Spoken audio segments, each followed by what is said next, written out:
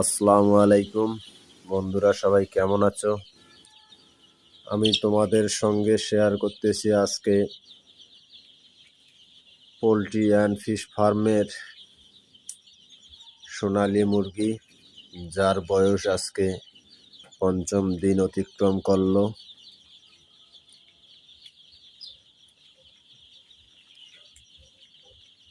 আলহামদুলিল্লাহ